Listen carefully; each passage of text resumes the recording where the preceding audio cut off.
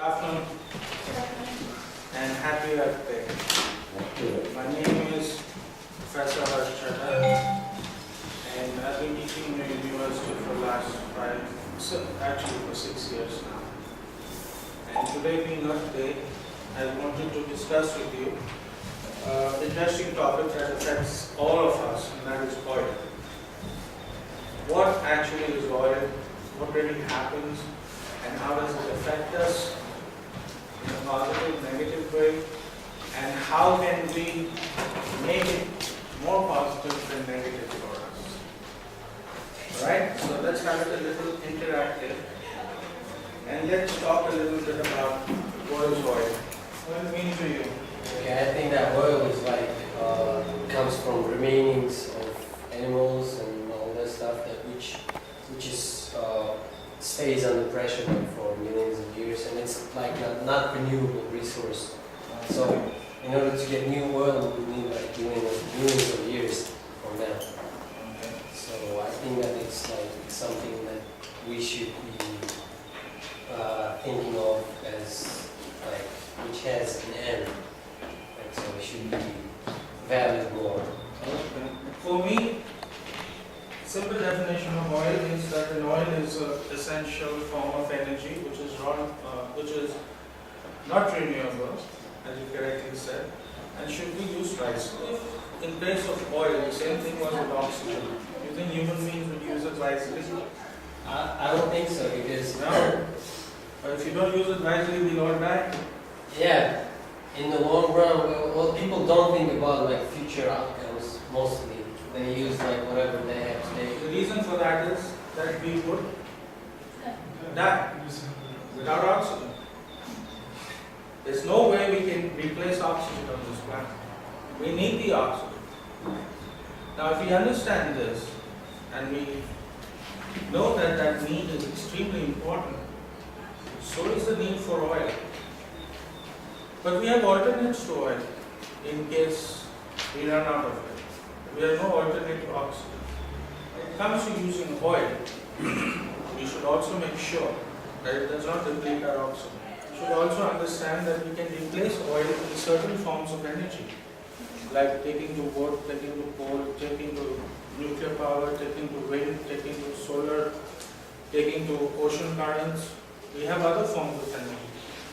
But there is no way we can replace the oxygen, because it takes millions of years to produce it. Azerbaijan, you just dig below and the oil comes out. So sometimes you have it below the Arctic and Antarctic. So it differs from place to place. But the problem is how economical is it to get it out of the Arctic and to get it out of Azerbaijan. Then it's much simpler to get it out of Azerbaijan because you just dig down and there comes the oil. And you don't have to dig very deep. But when you go to the Arctic or Antarctic and try to get the oil from below the ice, it's extremely difficult. So the question is, as we are depleting our oil resources, we are making it more and more difficult, not only in terms of quantity.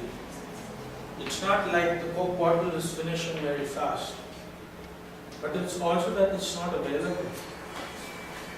You have to go to the next city to get the Coke bottle, because all the Coke finished in Bishkek. You have to go all the way to the next city.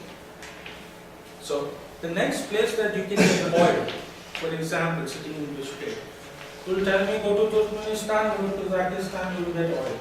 Right? What happens if the oil finishes in Kazakhstan and Turkmenistan? Where do you go next?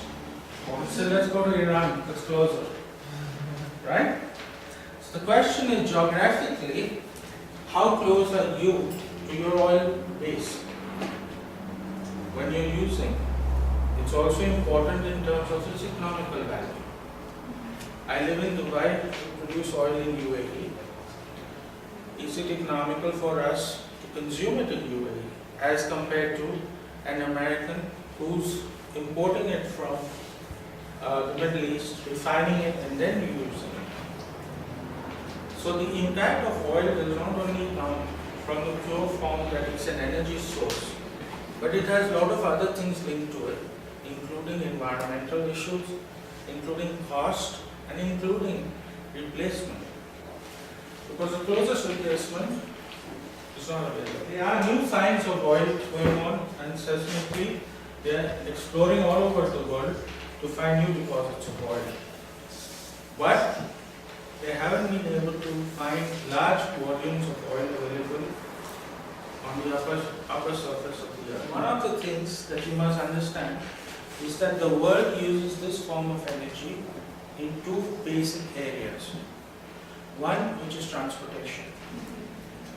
As the transportation has increased and the globalization, whether it's in terms of ships, whether it's in terms of even trains, other than electric, the diesel trains, whether it's in terms of cars, planes, we're using far more oil than we ever did, and for the sole purpose of transporting people faster from one point to the other point in the world. What has happened is that the transportation has increased.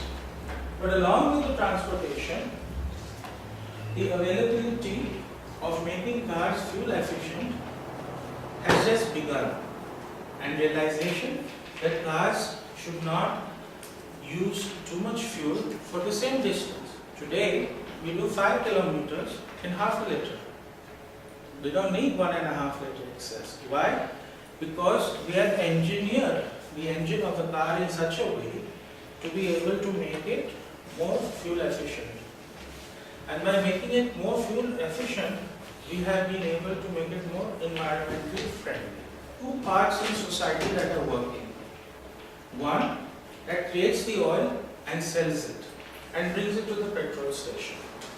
So these are the people who study the earth, they dig the oil, they bring out the oil, they treat the oil, they put it into trains, into containers, and they bring it to your city and they give it to you. Then you have another group of people who are looking at the effect of this oil on you guys sitting in the city, right? So now, for example, if I took all the cars of Bishkek and I put them on one side and I brought brand new cars into the city, do you think the pollution level would go down? It would. Why? Because the consumption of oil would decrease and automatically pollution would come down, and there would be no carbon emission of high levels coming because of old parts in the car engine. For example, so now we are looking at making cars more eco-friendly, correct? Now we are thinking of going to Issyk Lake. We spend 3 hours going around that lake, getting to that lake took 3-4 hours. Now China comes and builds a highway that will take you in 2 hours to Issyk Lake from Bishkek. Flat, 4-lane highway to Issyk in 2 hours. We cut the distance. So along with the car, you have to build intelligent highways, roads that are intelligent. Now what's the idea of having a fuel efficient car if you're going to have a stupid road to drive it on? Right? So you need an intelligent car, you need an intelligent driver, and you also need an intelligent highway. A combination of all three. Only then will you get the impact that the oil in transportation on land is being used effectively. So it's not only saying, come on, let's change the car. It's also change the roads. It's also to make it more fuel efficient. Why do you need 7 lights on this highway? Right? You can do with 3 lights. But if you plan it in a certain way, so that you're not using up and wasting fuel standing at these red lights. Every time this Matryoshka bus is standing there, it's throwing out so much carbon emission. And at every signal, all it's doing, it's not transporting you, it's just standing over there, giving you more toxic gases in the city. Right? And you're wasting that oil. Correct? It's not moving. So in the same way, we need intelligent people who are intelligent roads and also intelligent people who are in the cars. Alright? So you turn around and tell me, what and how can you do on Earth Day environmentally in your transportation aids to see that you use oil more effectively? Yeah? The second area where oil is most used is in the vehicle construction. You have almost 7 billion people in the world. Now, where are the natural resources? Be it oil, be it anything. But if you look at sunlight, even if the population goes to 15 billion, we can still support energy through sunlight. But why don't we do that? We know that. And one thing is for sure, we find sun every day somewhere on the planet. Because technology, like you said, hasn't yet come where it can replace the oil by solar power. And do you know why? You know why? Because even when it's night, the solar panel is open, right? But can it get the solar energy? No. So solar cells can only work during the daytime. And the battery technology to store the solar cells is not there yet to replace oil. It cannot store energy to such an amount so fast. So what did they do? They took solar energy and they said, alright, we'll use it for heating. And they started using solar energy to replace oil for heating more with liquids. So the first thing that you find is solar panels on top of houses and all the water geysers and all the water that you're using in the house getting heated through solar energy. Right? So a little bit about transportation, a little bit about construction. How it can impact you into your day-to-day life at home. Now American University is planning to build a new infrastructure, and in that infrastructure it's going to make it something that is energy conscious. Whether it is sunlight, whether it's using electricity, or whatever form of energy. It's going to be more like a green building. It's going to be able to provide things to you which are eco-friendly. Now, even the clothes we wear, everything that's on you, the glasses you're wearing, the clothes you're wearing, this, even the thing that's inside this that I'm going to write on, is supported by oil. This couldn't have come here without oil. I couldn't have come to you without oil. You couldn't have come to me without oil. So it's so important now in our life that oil is much more than just a form of energy.